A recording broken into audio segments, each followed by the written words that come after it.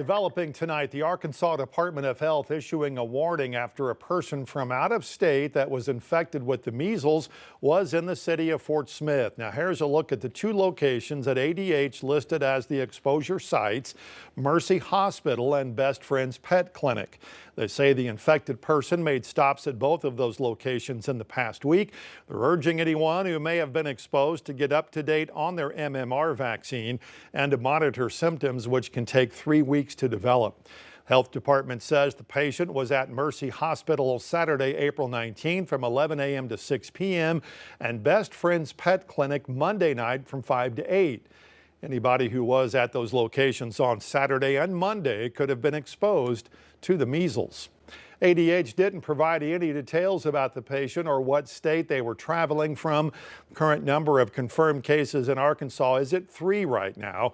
The outbreak began earlier this year in Texas and has claimed the lives of 2 children and 1 adult. CDC says there have been at least 800 cases nationwide this year. Just 2 days after her hiring, the Fort Smith Board of Directors has voted to terminate a contract with the city auditor. On Tuesday, the board appointed Rebecca Cowan to the post, responsible for ensuring efficiency and accountability across the city, across all city departments. She was set to start next month with an annual salary sitting at $110,000 per year. But it's been discovered that Cowan was booked into the Sebastian County Jail last year on an out-of-state warrant. It all stems from a felony stalking charge in LaFleur County. The exact details in that case have not been released just yet, but Cowan is set to appear in court on May 21st. Arkansas Supreme Court Justice is now considering Amber Waterman's fate. She was already convicted in federal court for the murder of a pregnant woman from Benton County. Well, now they're deciding if she can also face trial for the same crime in Arkansas. They heard arguments today if pursuing charges in Arkansas would violate the Constitution's double jeopardy clause. Waterman serving life in federal prison for kidnapping and killing Ashley Bush in 2022. Now that the federal case is over, Benton County prosecutors want to try Waterman in state court with the death penalty on the table. Justices did not issue a ruling today, and they'll take it under advisement as they prepare a written opinion. For a full timeline on this case and all our coverage, you can visit our website, 5newsonline.com. We've also learned the identity of the person who died in a motorcycle crash yesterday on the Midland Bridge in Fort Smith. Investigators identified the man as 27-year-old Landon Young from Alma. It happened early yesterday morning when a vehicle heading north on the bridge tried to pass other vehicles, leading to a head-on collision with the motorcycle. With the 95th Arkansas legislative session now wrapped up, Governor Sarah Huckabee Sanders is reflecting on what she calls tough but necessary decisions made this year. Reporter Rebecca Brown sat down with the governor to get her thoughts on this year's legislative session. The 95th General Assembly is in the books, and Governor Sarah Huckabee Sanders calls it a success. I think we had a tremendously productive legislative session. We have some great things that came out of the partnership of the last couple of months. Everything from Arkansas Access, which was one of the big priorities that I had going into this session, really building on what we were able to do through Arkansas Learns. Another point of pride for the governor, eliminating the state grocery tax. While that push saw unanimous support in the legislature, a bill targeting pharmacy benefit managers split lawmakers. You recently just signed that into law. Was that a hard thing for you to do? It really wasn't, and it shouldn't be hard. I'm proud that Arkansas is leading on this issue. For far too long, the PBMs have been the drug middleman and frankly passed the cost on to the consumer. The CVS sent out a statement saying they'll close 23 stores, 500 employees will lose their job. Are you worried at all any pushback from other companies thinking about coming to Arkansas to establish any business? That's a choice that CVS is making. They are choosing the PBMs over their stores and their patients here in the state of Arkansas. But not every bill supported by the governor made it to her desk. A push to create more funding for her planned prison failed 5 times in the Joint Budget Committee. I asked the governor how she plans to keep the project moving forward. This is a legislature that overwhelmingly passed and supported the PROTECT Act, essentially demanding and putting the responsibility for us to build a new prison. They've set money aside specifically for that purpose. We're going to use that, and we're going to continue to go through the process and get the job done. And Franklin County is still the perfect location for this to be done. That's still the best location that we have identified anywhere in the state. Finally, she addressed the headlines making national news. The federal government denying disaster aid for Arkansas after multiple severe weather events. We have since appealed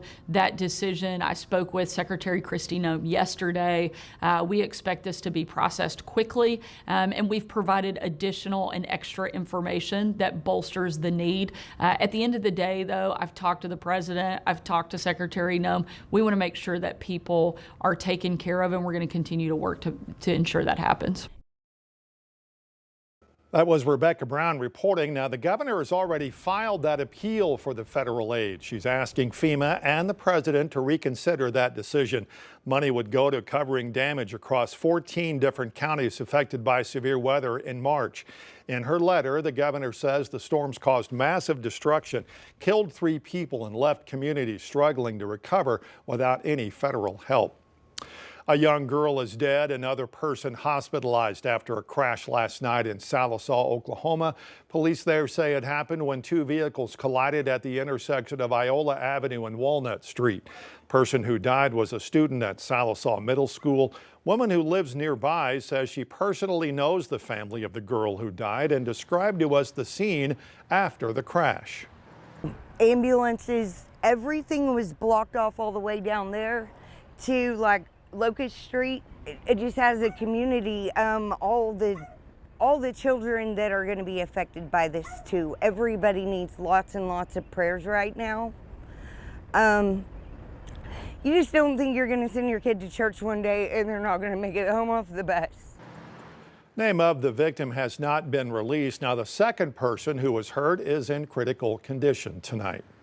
In Northwest Arkansas, 750 children and teens are part of the foster care system.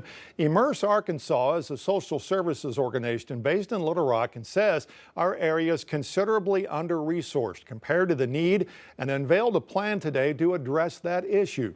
According to Immerse Arkansas, out of all foster care children who age out of the system, 40% are homeless by 24 years old. 1 in 3 lured into prostitution, and all of them are 3 times more likely to commit suicide. Immerse was founded in Little Rock in 2010, opened a location in Conway in 2023, and is now setting its focus on Northwest Arkansas. Plans to begin a 3-phase process that'll start in 2026. First phase is a preventative program for teens 14 to 18 focused on mentorship, employment, education, and trauma therapy. Second phase is a transitional program for young adults to secure housing. And last, we'll be building a shelter designed for young adults in Northwest Arkansas called The Station.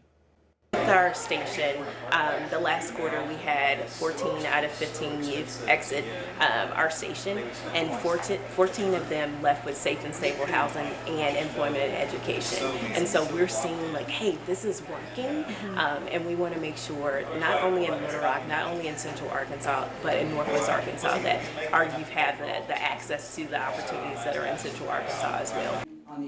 That shelter, by the way, will be built and ready to accept young adults transitioning out of the foster care system in 2028. Well, at the University of Arkansas, a legacy built on rhythm is coming to a rest. After 50 years behind the drumline, a beloved professor is retiring. 5 News reporter Lauren Spencer leaving a mark that resonates far beyond the music hall. After speaking with some of his students, one of the resounding words they used to describe him was patient. And after 5 decades of shaping sound and teaching more than 750,000 students at the U of A, Chalon Ragsdale is stepping away from the podium. Engaged, enthusiastic, energetic. That's what Professor Chalon Ragsdale strived to be for his students, and for 50 years he's been a steady rhythm behind the Department of Music. Every day's a good moment. Just being able to work with the students and achieve what we've achieved. He started at the U of A when he was just 24 years old, serving as the assistant marching band director and the percussion teacher. But Ragsdale's love for percussion started as a child in an unlikely way. I played the cello and I broke my arm. The only thing you could play with one hand was the bass drum, so I got started and I said, I'll just stick with it. That passion crescendoed into a teaching career. He's mentored thousands of students on a number of instruments, but one has always stuck out to him. Let's see. The marimba.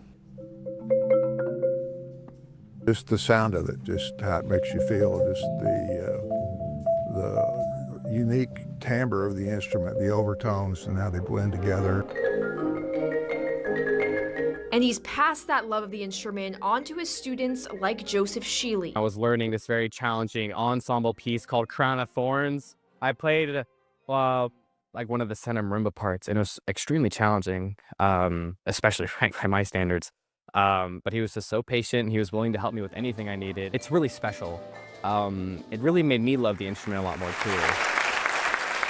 Now the final beat of his teaching career is here. Ragsdale is setting down the sticks and picking up the pen, focused on writing for the next generation of musicians. I haven't really, over the last 10 years, I haven't produced as many arrangements for that as I could, so I hope to up the game on that a little bit. In Fayetteville, covering news where you live, Lauren Spencer, 5 News.